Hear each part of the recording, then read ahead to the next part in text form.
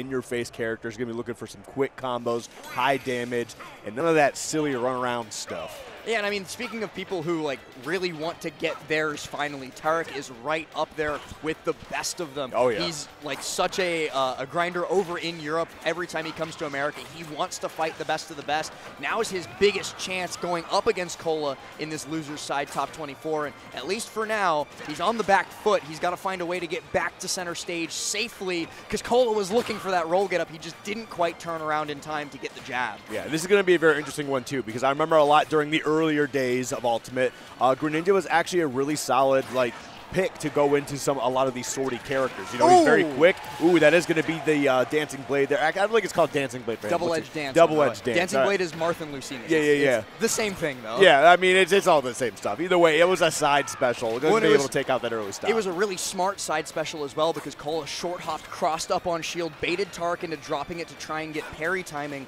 and instead just caught by one of the hardest knockback hits that Roy has, which is the sweet spot of that hit for. This time opting for the down angle double-edged, or you got me doing it now, double-edged dance to get that extra damage up, and Cole is just going to keep trying to build this lead. Oh, that's but huge. Up high he goes, and a down smash will connect for that first stock. And I like going for that down smash, too. It's also still a strong option, maybe not quite as strong as forward smash, but it's still super lethal. And that was just to cover any possible chance that he could drift to the other side. You would still get a really, really strong hit on him. Thankfully, he got the hit he wanted to close out that stock. And a really smart reversal hit by Cola there with the sour spot falling up air, recognizing that Tarek was going to try and chase him up to that left side platform, get a drag down, some sort of tech chase situation. Cola's like, nope, I know what Greninja can do in those scrambles in the paint, and I'm not dealing with it now. Tarek off stage, got to find a way back on. Cola goes for the ledge trump, unsuccessful, which means Tarek's still got a chance to battle here, and he's going to get the up smash for it. Yeah, but got the weak hit on it, so not like definitely the one that we were looking for here. But either way, forward throw, put him right off stage. Water Shuriken, got rid of that air dodge, though, and actually that was really smart. So you get rid of that neutral air dodge, right? The Hydro Pump didn't even hit him, but he went too low and wasn't able to get back because of that. So great stuff from Terry, but Cola going to answer right back with a huge hit. Yeah, the Hydro Pump might have, like, barely kissed him or something like that, but it didn't do that much. Whatever it was barely enough. Cola, though, he's not going to let himself fall behind too much, or at least he's going to try not to let himself fall behind, because right now Tarek's just building up this damage, looking for that landing there, and these dash attacks will be lethal. Double up air, back air, Cola in the corner, got to find a way down because he's already burnt his jump, but Tarek misses, giving Cola the opportunity he needs to get to ledge. Yeah, that backer would have been huge for him too, being able to close out this next game. But here's the problem, right, is that you're giving Cola rage, and we've already seen the double-edged dance take a stock already, right? It doesn't, you just need a little bit more damage here. You catch Tarek rolling the wrong way just at that ledge, and all of a sudden that's a dead frog. We're going to see if you can find a way to close this out, though. Looking for that forward air, trying to keep the pressure up. He recognizes the danger that's in front of him, but that forward air should be enough, but no, just barely surviving. Cola showing his hand really early here, too. He's looking for this down tilt. He wants to set up a tech chase scenario so that he can steal this stock away from Tarek. He's going to barely get back to ledge, barely get up onto stage, but he's not been able to get that critical hit that he needs to set up here. Chasing Tarek, but Tarek chases back straight to center stage, and a falling fair means the German's going to take out game number 1. So we kind of alluded to it earlier, right, where Tarek wants to fight the best, and like we've seen the jokes, we've seen the memes about like, because he keeps missing out. He has a chowder loss. Yeah, like he keeps missing out on the Luma rank, and it's not like for a lack of trying. He keeps trying to fight the best, and obviously when he came here, and then like all the top players in his side of bracket ended up DQing, right? And, like, it makes me wonder if there's any sort of nerves because he's finally getting some of these big matches that he's been looking for. But after that game 1, I don't think there's any nerves at all. Yeah, Skiff, I'll be completely honest with you. It doesn't look like this guy knows what nerves are. Like, he just completely calm, cool, collected. And that's a big thing, too. Tarek has been doing this for a very long time, both at the top level of the global scene, but especially the top level of the German and European scene. He is a regional grinder. He's won so many tournaments over there, and it's just a huge demonstration of his skill, of his composure. He's going to be looking to continue to demonstrate that in this game number 2 on Hollow Bastion, but Cole is off to a much better start than he was in game number 1. Yeah, I mean, but it's still kind of like a similar start, though, because like he did get that first stock, right, with the double-edged dance, because we spent like 3 minutes trying to, like, what was it called? But yeah, but like he again, he's doing a great job here. Definitely trying to set that tone. It's got that weak hit on the jab. Unfortunate for him. Tries to get that jab, too, on the neutral get up, too, but Tarek's timing is just a little too tight. really trying to make use of that central platform, but it's actually once Cola gets off the platform that Tarek's able to pick him up with a down tilt up smash. An unfortunate situation, and it's kind of biting him that this is Cola's counterpick stage because Tarek seems to have much more fluid control over that central large platform. Yeah. This Tarek's up smash, does that connect correctly on that platform? It will, yes. Okay, okay. Because I know but that you can fall out of it in weird situations if you get like dragged to the side. It's Greninja. Up smash will never work if you need it to. Exactly, yeah. Because I know that there are some soft platforms in this game that like Greninja's up smash is a little bit awkward on. I don't theoretically it should work. Yeah, theoretically it should work, but I also it's just like I don't see Greninja enough on Hollow Bastion to like really have a confirmation on that. But either way, you he's didn't doing have to add Hollow Bastion there either. But Hollow Bastion for sure though. But right now, yeah, we saw that hot start from Cola, but it's just been nothing but the Tariq show so far. 3 stocks to 1 right now, and he is showing no signs of slowing down here. Yeah, the German scene likes to call him Tarek the Machine or Tarek die Machine. Literally Terminator frog. Literally the Terminator here. He's gotten a second stop off of Cola. Cola was able to use the Angel Platform invincibility to get that back air to even us up just a little bit, but he's down an entire stock because of how clean Tarek has been in this game so far. Ooh, but misses out on a huge opportunity for a punish. He still gets that secondary fair off the cross-up, but he's not able to convert the way he wanted to keep building this extra credit. Yep. And like while you are in a good position here too, we've kind of alluded to it a little bit earlier in that game 1, Cola is his most dangerous when his back is against the wall. So we're going to have to see how he kind of continues to try to battle his way back. Already down a game here too. If you get him into a game 3 scenario, I mean, he's either going to crush or he's going to crumble. Drag down onto the platform. It's a hard knockdown too, and Cola doesn't tech a second time either. But no big punish for Tarek. Yep, there we go.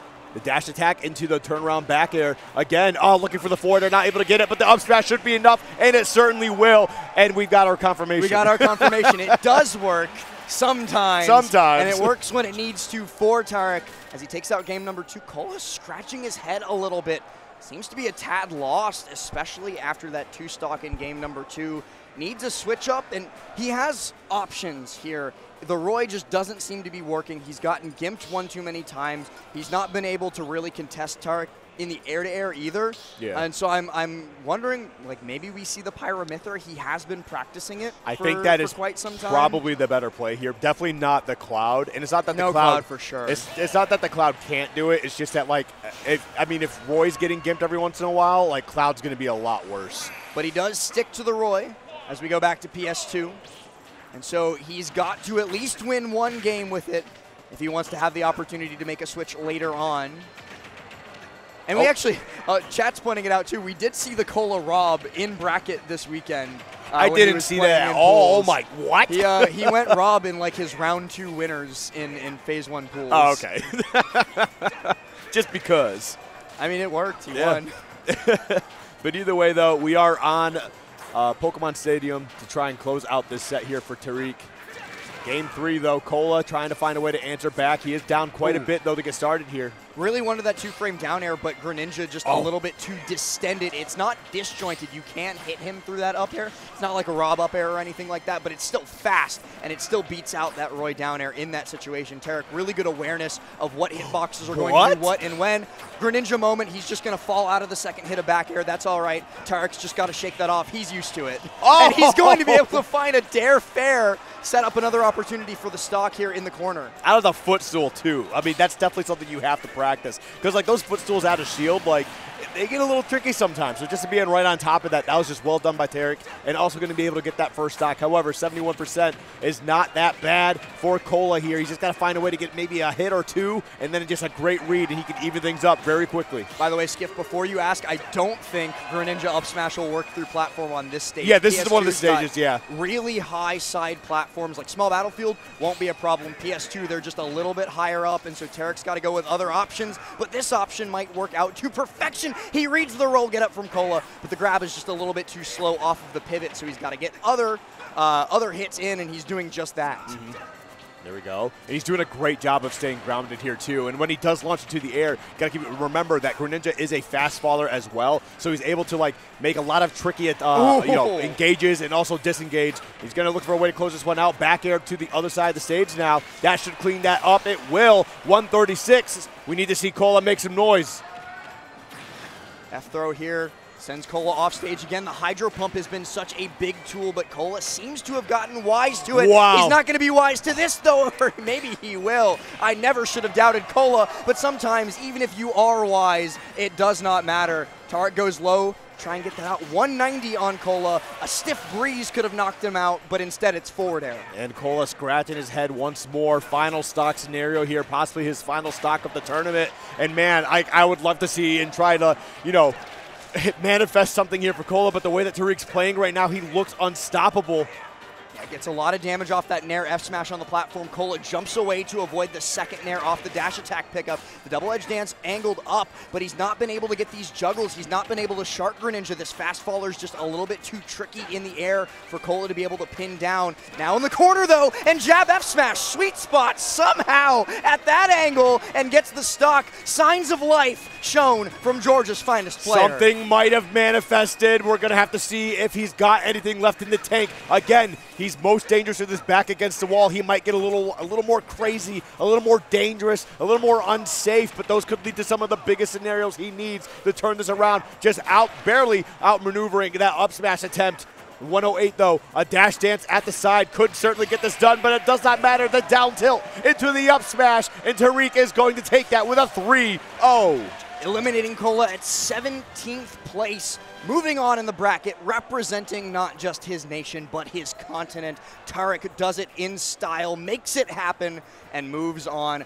Great stuff to him. I really felt like he was never in any true danger. Sure, we saw that jab F smash connect for the second to last stock of game 3, but even then, Tarek he didn't shake his head or anything. He didn't look worried. He came straight off that Angel platform, went right back to the game plan that was working so well for him. He executed it to perfection, and then executed Cola right after. Yeah, no.